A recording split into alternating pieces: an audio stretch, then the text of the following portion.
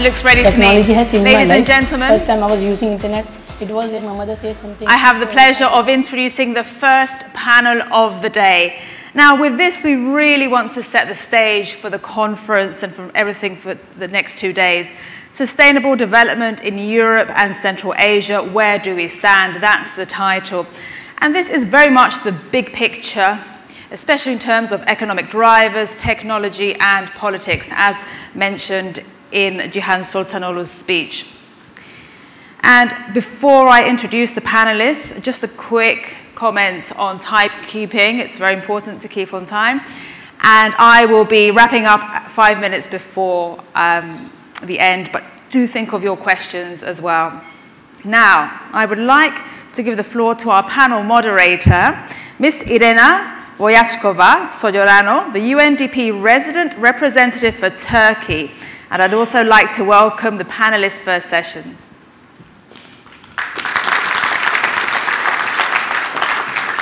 First of all, we have Professor Sergei Guriev, Chief Economist at the European Bank for Reconstruction and Development. Thank you. Pleasure. And secondly, we have Dr. Igor Luksic, Regional Manager, Southeast Europe, PwC, and former Prime Minister of Montenegro. Pleasure to see you.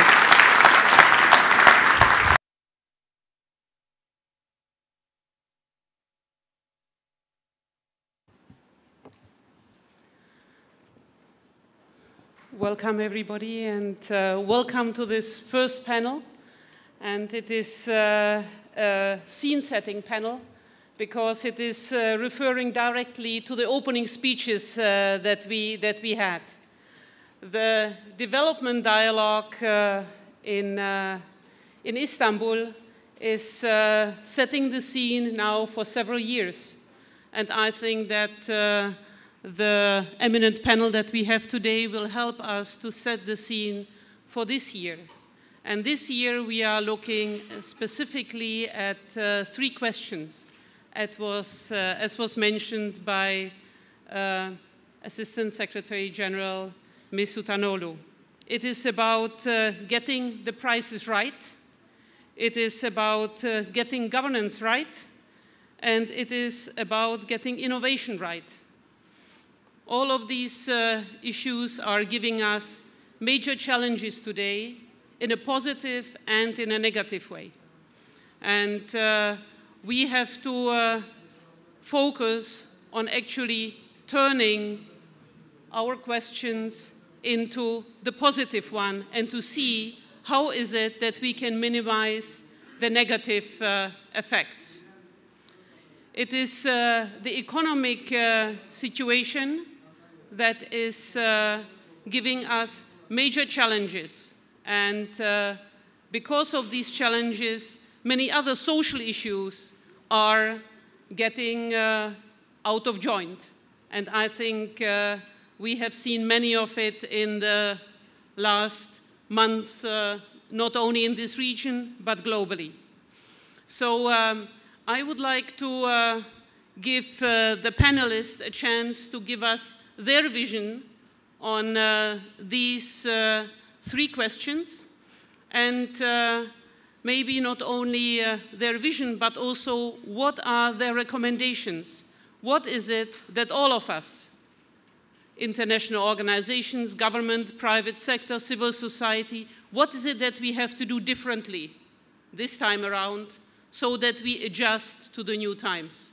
So I will give the word to Mr. Guriev from EBRD, please. Thank you very much. Thank you very much for inviting me to speak here. Indeed, this is a very important moment in our history where we've committed to Agenda 2030 and think about the massive investment and development that we need to undertake. And indeed, as both speakers mentioned in their introductory remarks, these challenges are huge.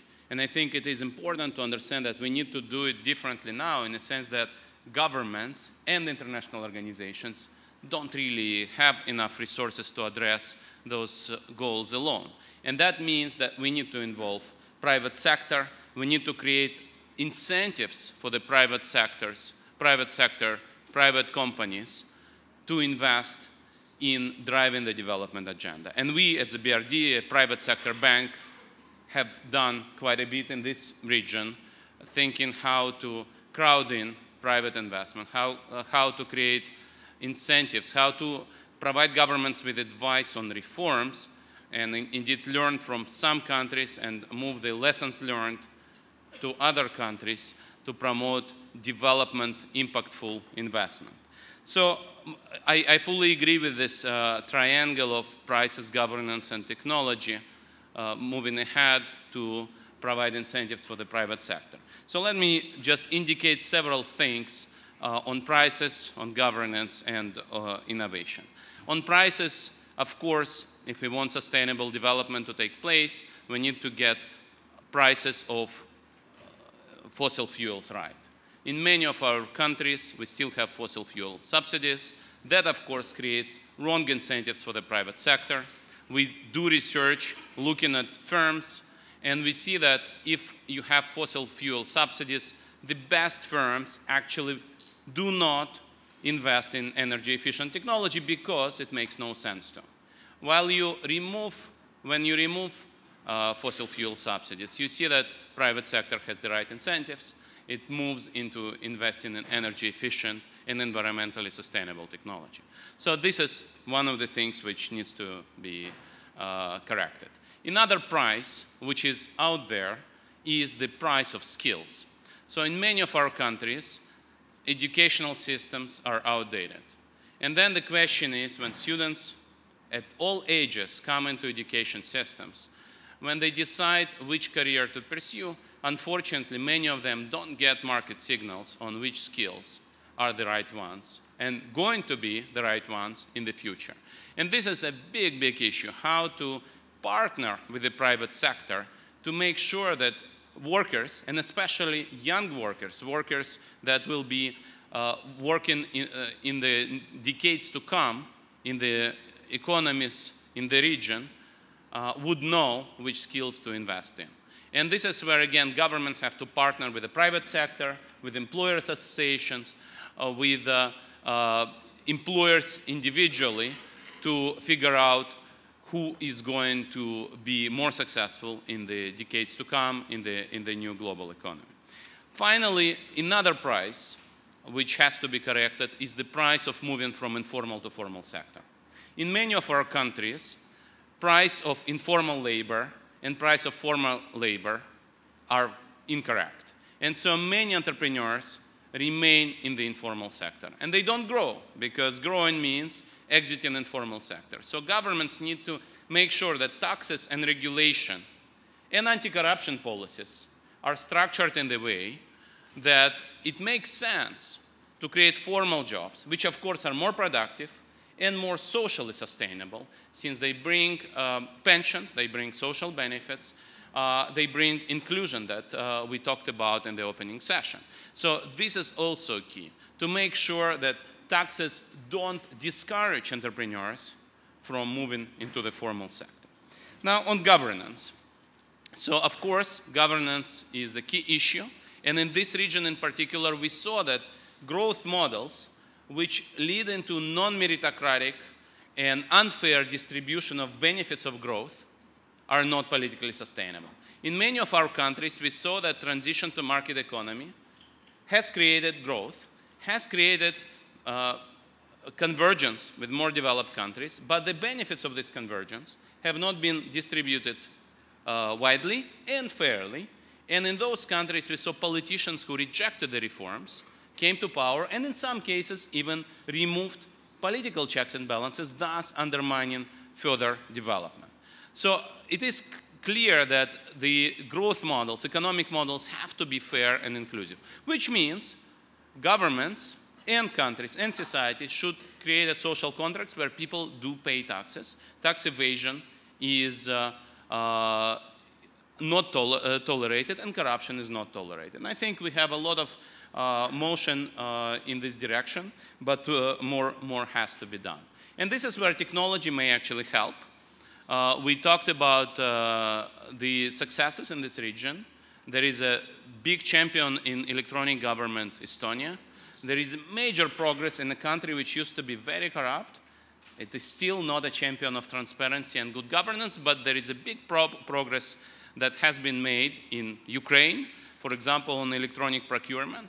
And we see how new technology can actually create transparency and accountability of government. Much more has to be done, but technology creates opportunity. Technology also creates opportunity for inclusion. Many people who cannot travel to their jobs, women for whom sometimes it is unsafe to travel to their jobs in some of our countries, or culturally less acceptable to travel to their jobs, it is easier to work from home, and it is easier to work during flexible hours. And I'm not even talking about people with disabilities for whom technology is actually opening up opportunities, economic opportunities in particular. Now, creating the right incentives for innovation is not easy. Many of our countries in this region have completed transition from low income to middle income. This is one growth model where jobs are created through investment in labor-intensive industries, enjoying the comparative advantage of low wages. Now, when you're at the middle income stage of development, wages are no longer low, so you need to invest in high value-added manufacturing, in high value-added services, knowledge-based economy, and that is, of course, much harder because that needs another set of institutions. Needs the development of non-bank financial instruments, equity markets, capital markets, better corporate governance. It also needs investment in information communication technology infrastructure. It also needs investment in research and development. It also needs creation of clusters of knowledge-based economy so people who have left our countries for more developed countries can come back and prosper in innovative businesses. And that, of course, is a new challenge, but this is the challenge that has to be tackled, and many of our countries have tackled those challenges, and I'm happy to talk about that if you have questions. Overall, I think we should be optimistic. In what way? In the way that many of our countries have actually been quite successful in transition to innovative, well-governed, and competitive economies. Not everybody, and unfortunately, majority of our countries have yet to make this transition. But I think overall solutions exist, and I'm looking forward to this conference discussing success stories, not just the challenges. Thank you very much.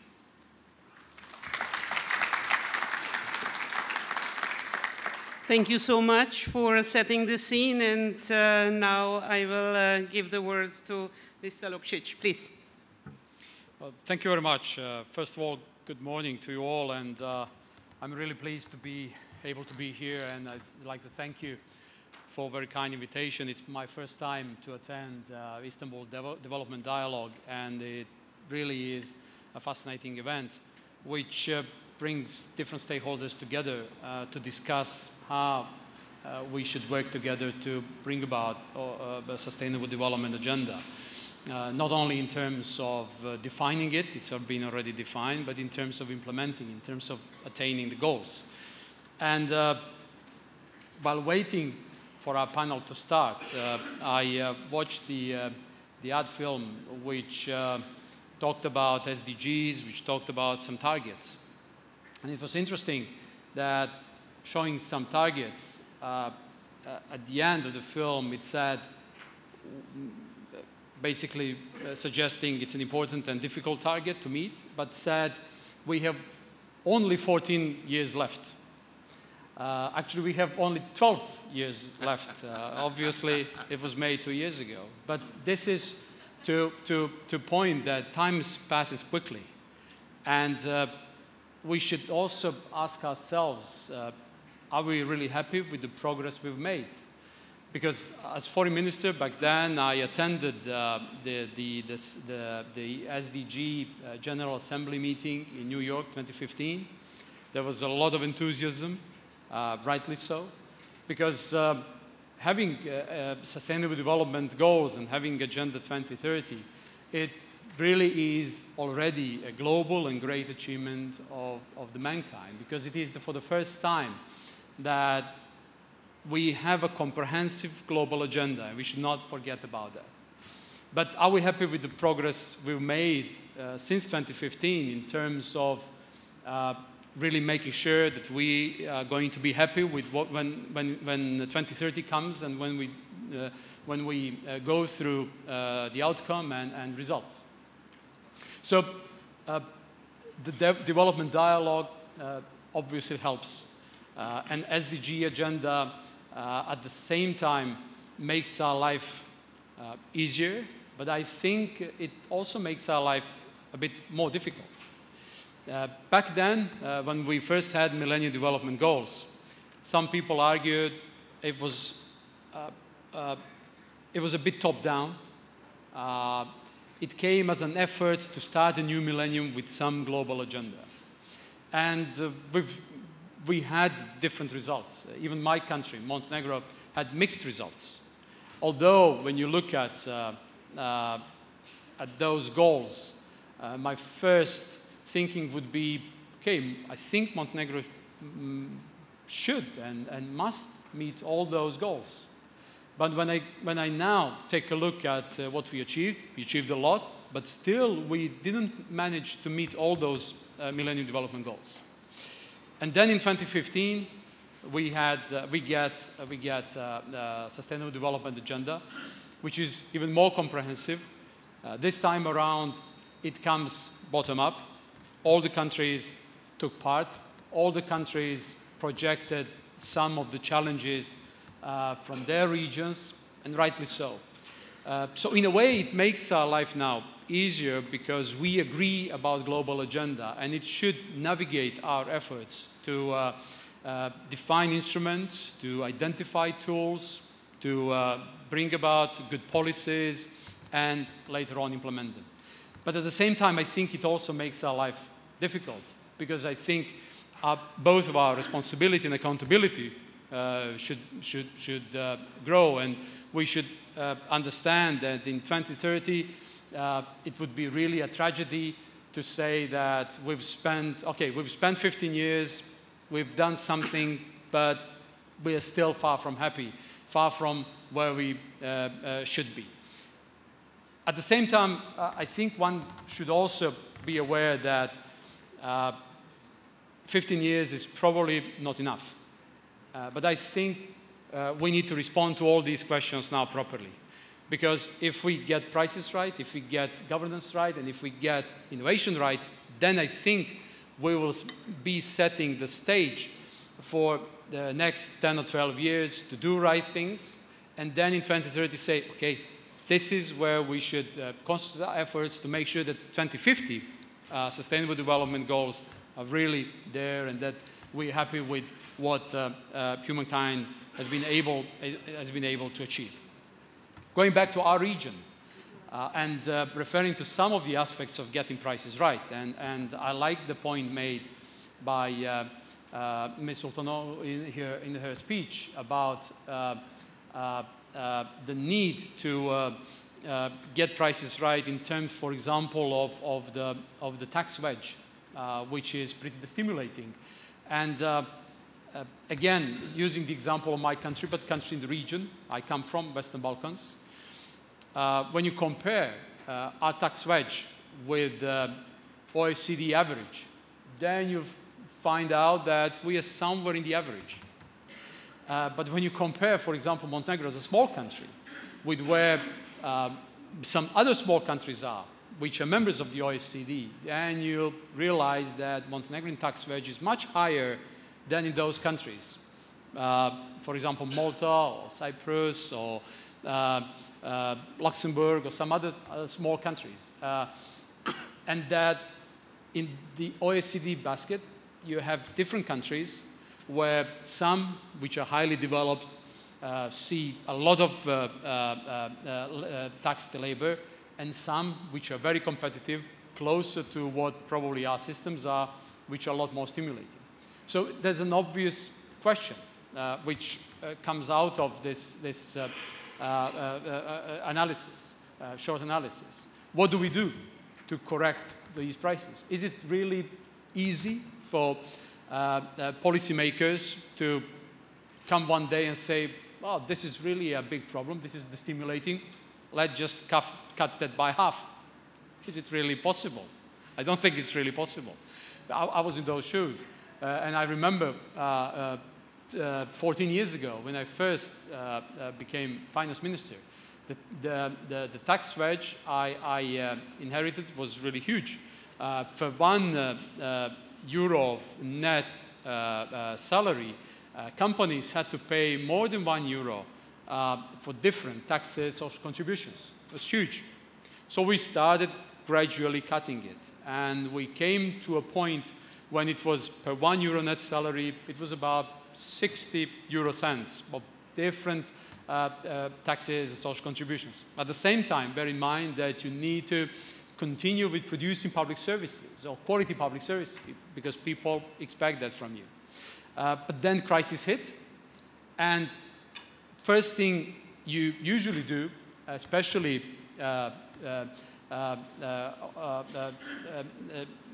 incentivized, let's put it that way, by some international financing organizations, you need to take a different view and probably tax more because you're expected to write your deficits, write your budget balance and so on to make sure that your fiscal books are sustainable, to make sure that you are able to accumulate more debt, to go to the market to show that a country is coming out of the whole of the crisis and so on and so on. So now 2018, we're there with the real issue. How to make it more competitive, how to respond to this need. And it's obviously not only labor taxation, it's other aspects of getting prices right. And we can come back to this issue because it is obviously a very important one. Getting governance right. One may think that Sustainable Development Agenda, again, brings us all together, setting goals and setting targets, and it should be pretty straightforward. But I think it only hides a big debate and a big war, ideological war that still is waged underneath, because you can apply different approaches. I'm pretty sure that the same agenda, same targets, if offered to liberal economists, they'll tell you pretty much that market economy is the only way forward, the competition will solve it, that no state intervention, and so on and so on.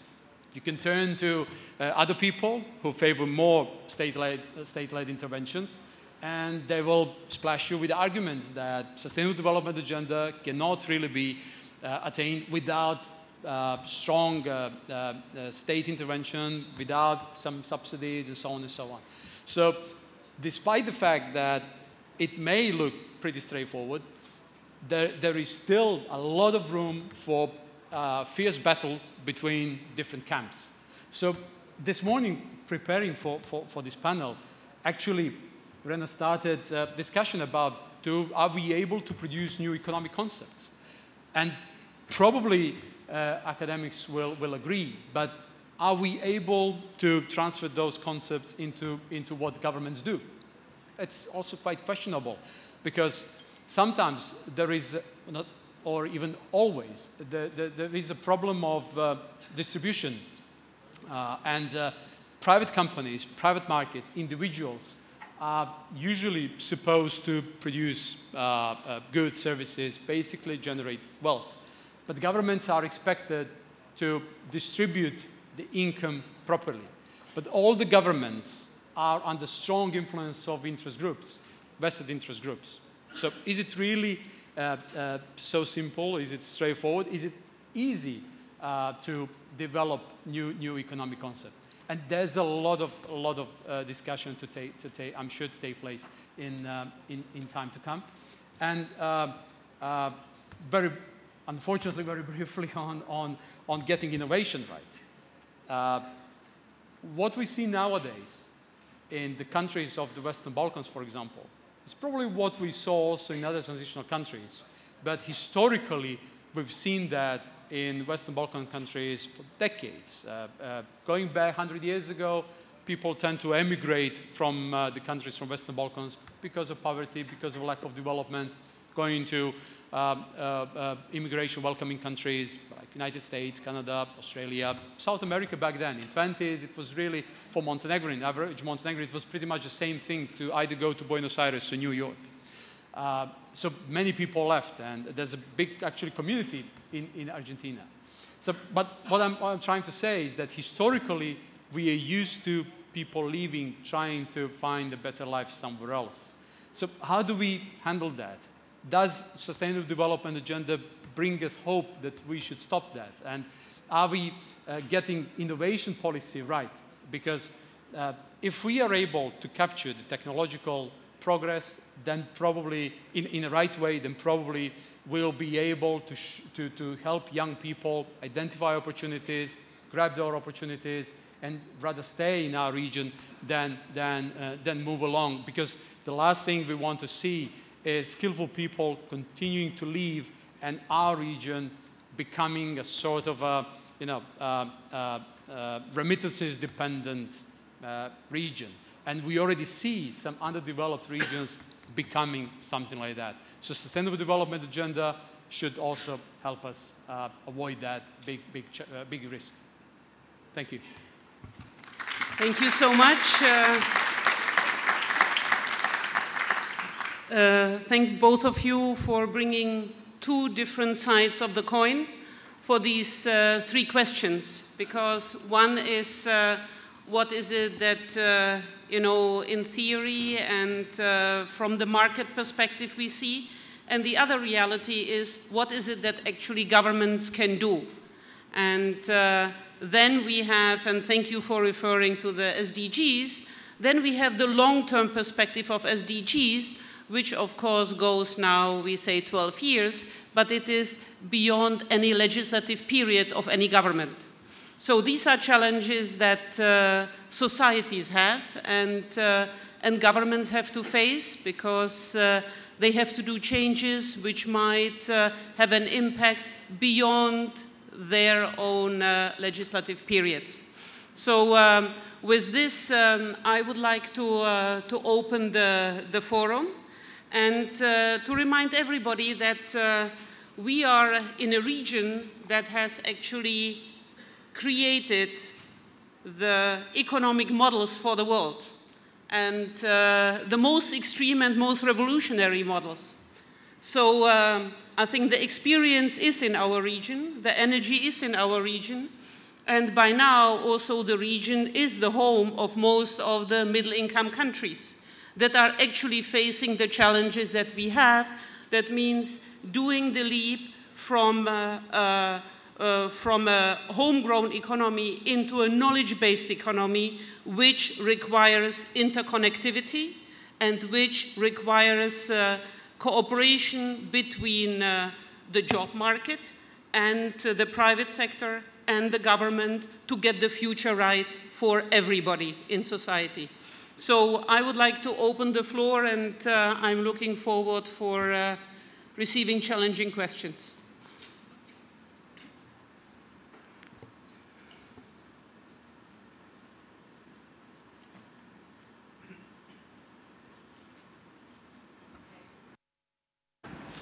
Can I get volume? Hi, if we don't have a question yet, I'm going to bring one from Twitter that we have. And the question is, how do we bring in the private sector in a massive way to get the job done on the SDGs?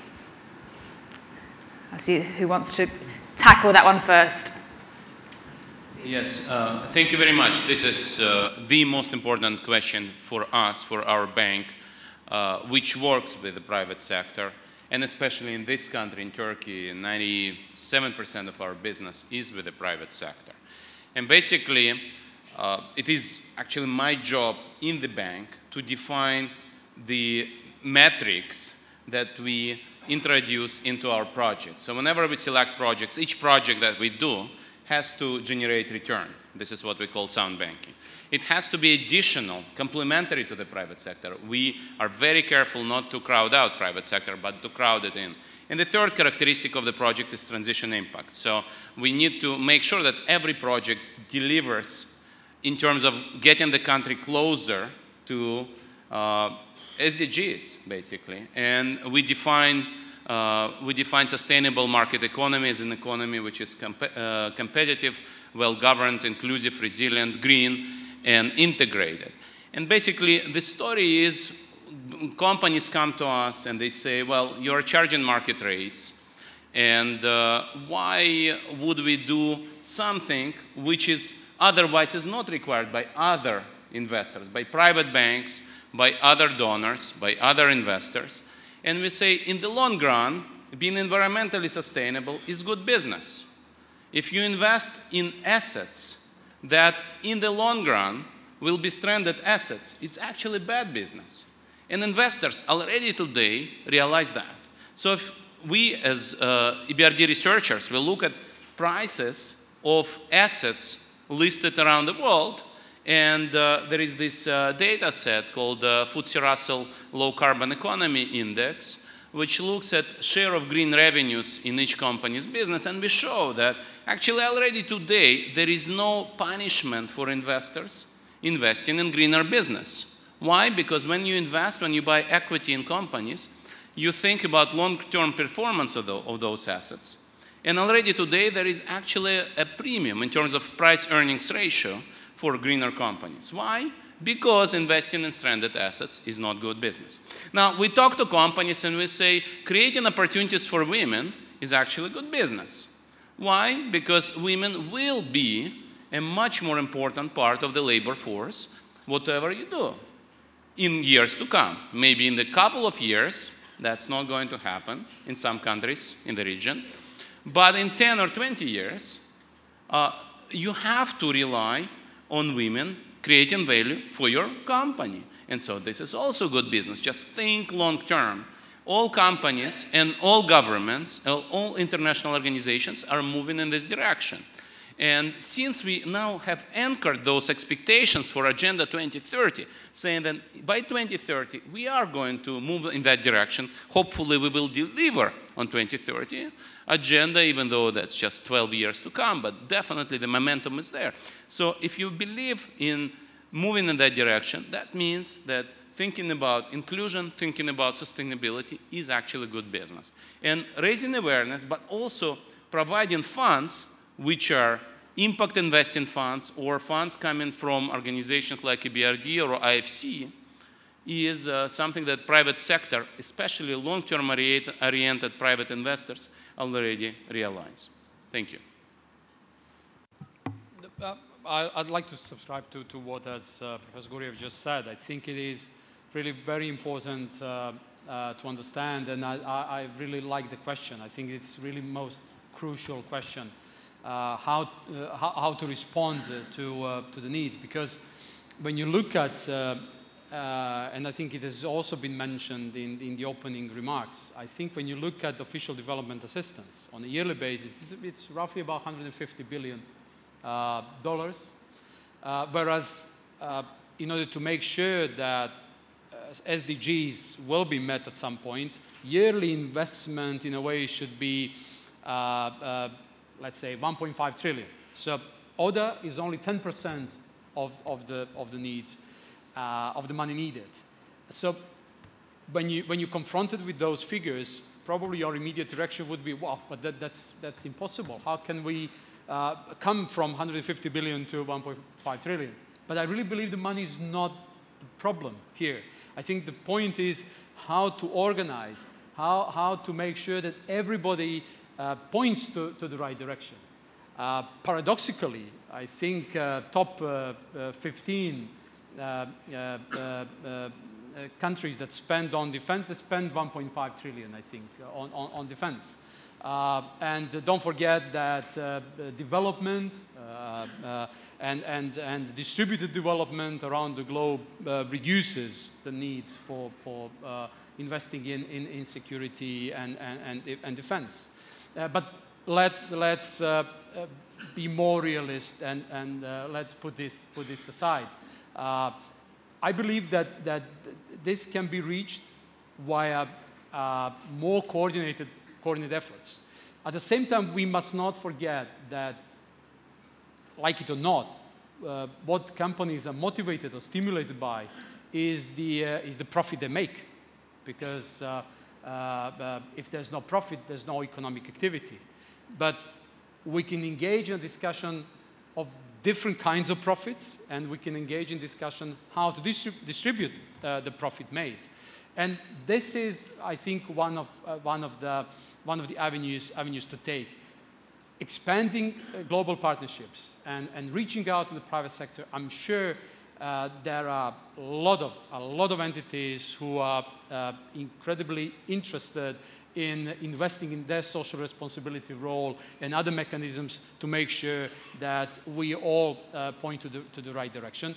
And I think it is exactly the role of UNDP, of international, other international organizations to bring them on, to bring them all on board. And it is really, as far as I read it, the spirit of Goal 17 to reach out, to make sure that we get together and we are aware of our responsibility. So I really appreciate this question. I think this is an essential one, because only us, I mean, discussing government policies and so on, will not be there, because government policies are forged by entrepreneurial politicians, visionary politicians, that's fine, and leaders, but it is also set by circumstances. It has to be a two-way street.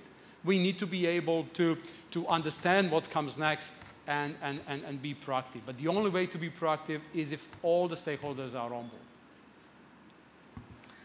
Thank you very much. So it is up to the international community to create the right circumstances. And that's our SDGs. Yes, we have questions. Yes, please. Do we have a mic? Just a minute.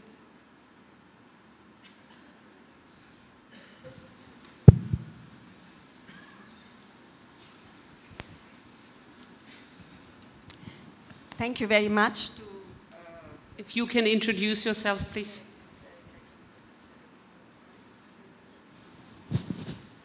My name is Pratibha Mehta. I'm UNRC in Tajikistan. First of all, thank you very much to the panelists for raising some excellent points. And my question is the flip side of the incentives. I think we've reached a point where I believe there is no more debate that private sector involvement is necessary to achieve SDGs, so much so that even some socialist countries are embracing this, approach. But the question is of accountability as well. And I believe that while we are looking at ways to provide incentives to private sector, we also have to pay attention to how to hold them accountable. And the case in point are two recent incidents.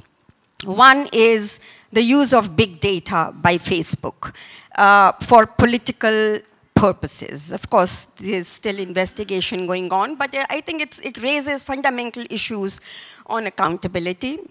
The second is a recent study done by International Committee on Financing Education by International Taxation Network, which found that every year about $600 to $650 billion are evaded, tax evasion of $600 to $650 billion by multinational corporations around the world. Now, these issues also have to be looked into, and so EBRD, who has a very important role in also setting policies and ensuring accountability mechanisms, says what more is needed, and globally, but also what can be the role of UNDP in ensuring accountability of private sector involvement in the interest of people and in the interest of sustainable development. Thank you.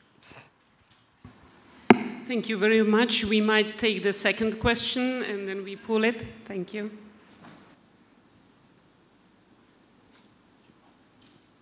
Good morning. My name is Irena of Astana Civil Service Hub Advisory Board, Kazakhstan. Thank you for the interesting insights. My question is about the synergy between the governments, the private sector organizations, like especially consulting firms, and the civil society organizations. On the one hand, the consulting firms have accumulated a lot of expertise, especially in the field of governance, but they are inherently profit-driven.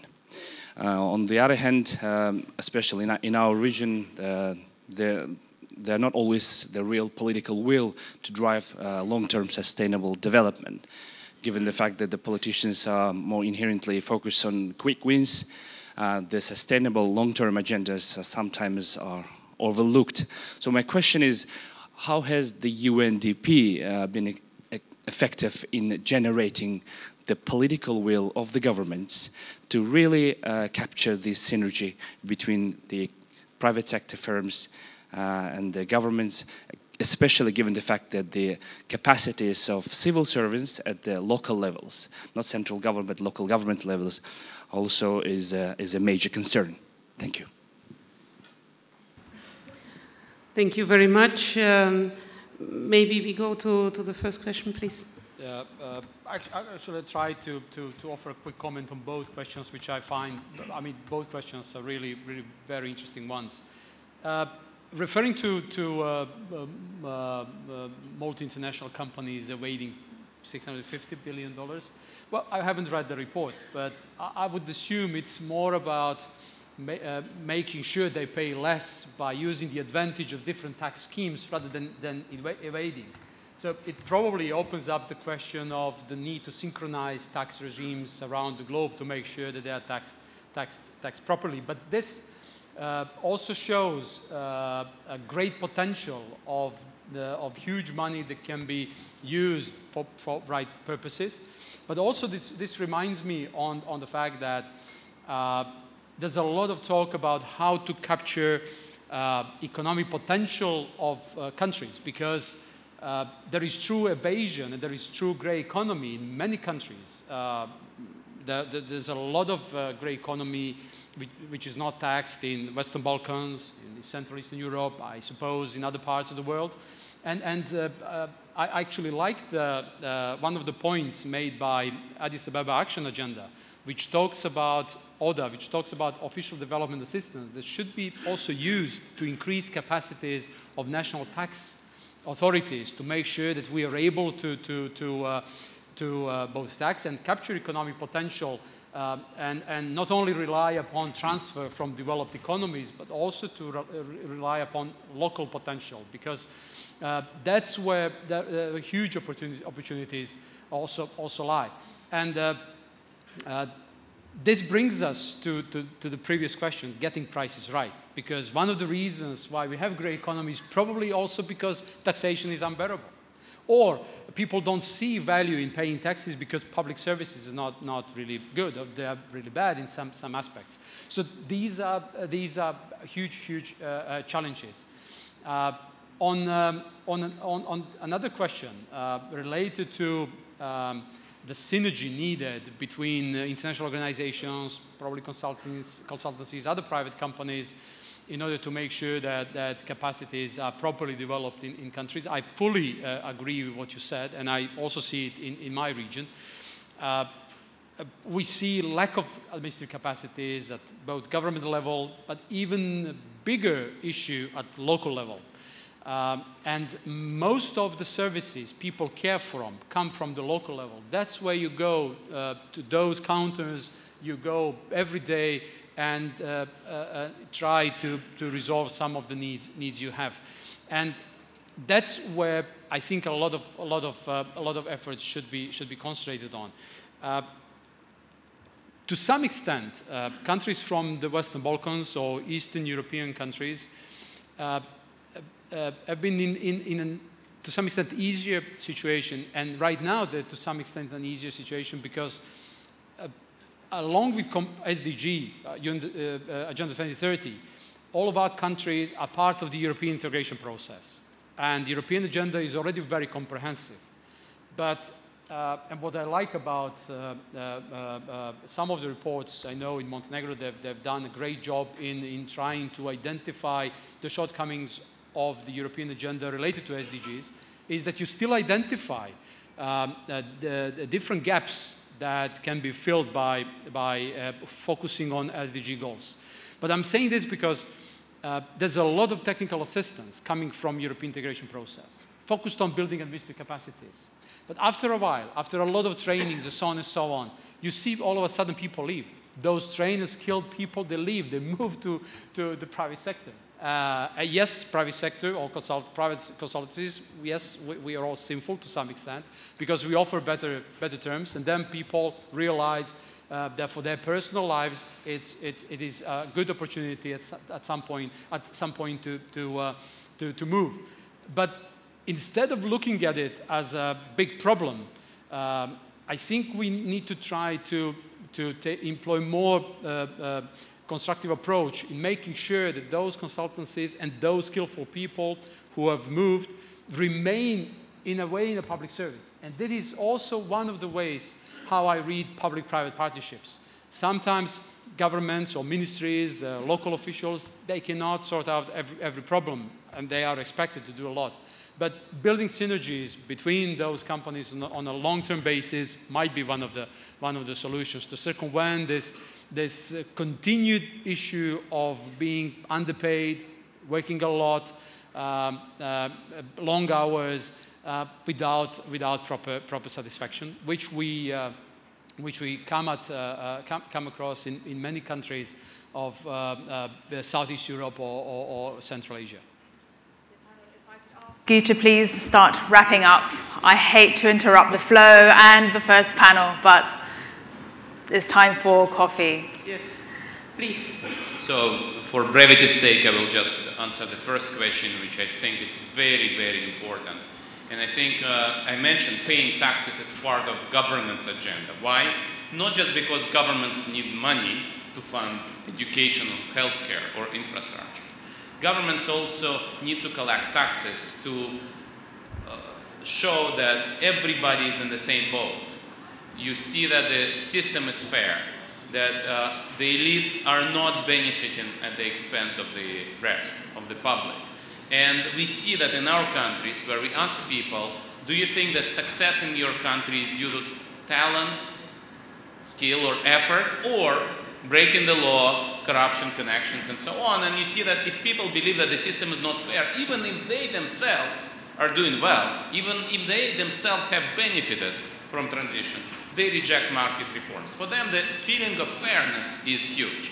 And we also see in our new countries of operations, which are still thinking about reforms going forward, if they see that middle class doesn't pay taxes, blue-collar workers are not happy with the reform packages. They say, we all need to be in the same boat. We all need to make sure that we are paying taxes. And in that sense, we commit, and as a bank, we actually subscribe to EU domiciliation policies. We take the conditionality of either EU domiciliation policy or Global Forum's recommendation, whichever is stricter in our projects, because we think that we ourselves as an international organization should also set the standard, should also follow the strict standards in being transparent, accountable, and so on. And our partners in our own projects have to comply as well, which of course sometimes costs us projects. We cannot do some projects which otherwise would be great projects, but they are not, as you rightly said, accountable from the transparency taxation point of view. But I should say that there is a lot of attention paid to this in the international community. All these schemes that Igor mentioned, what's called Irish-Dutch sandwich, base erosion and profit shifting schemes, they all are being closed down.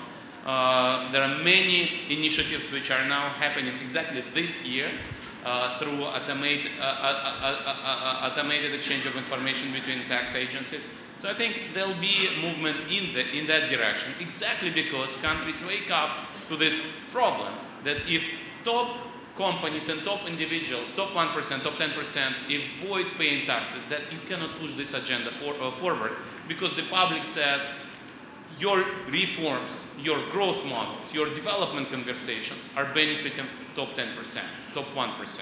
This is not for all of us. And in that sense, paying taxes is a huge part of the social contract. Without fair governance systems, which involves fair tax payment, we are not going to succeed. Okay. Thank you very much, and thank you both of you for bringing very different perspectives to our questions, and the conclusion that I think the idea of the social contract is still very much alive, and we just need to apply it to today's world and make it work for each individual economy. But social contract means that everybody in society has to be part of the contract. And the SDGs will give us a long-term guide that will hopefully make it understandable to all actors that this is the only way for having a sustainable society and environment. So again, thank you so much, and with this I will close the panel. Thank you. Thank you.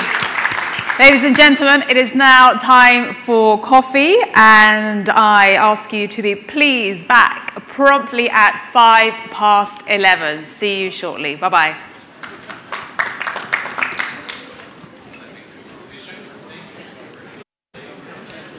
That was excellent. There were more questions. Yes. Yeah. Good.